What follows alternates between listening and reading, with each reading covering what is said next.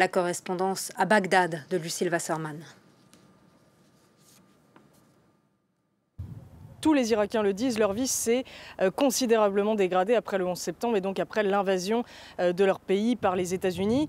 Ils ont vécu 20 ans de conflits et de succession d'attaques terroristes. La situation s'est quelque peu améliorée, disons, depuis 2017, depuis la chute de l'autoproclamé califat du groupe État islamique.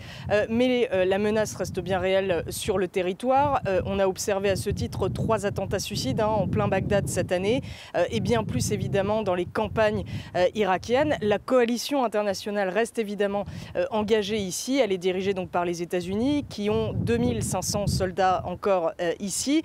Joe Biden, à ce titre, a annoncé cet été qu'ils pourraient réduire leurs forces, en tout cas qu'ils retireraient leurs forces de combat d'ici la fin de l'année. On s'attend donc à une réduction de troupes dans les prochains mois.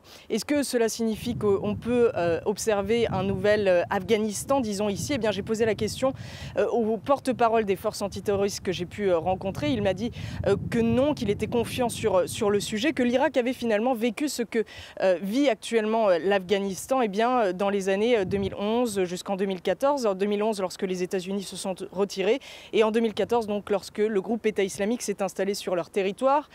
Mais ils ont appris de leur erreur, il m'a dit, et ils ont amélioré leurs forces, leurs capacités, leurs stratégies, leurs équipements, chose qui m'a été également confirmée par les forces étrangères en présence ici, même si il faut rester vigilant, comme je vous le disais, puisque la menace reste bien présente.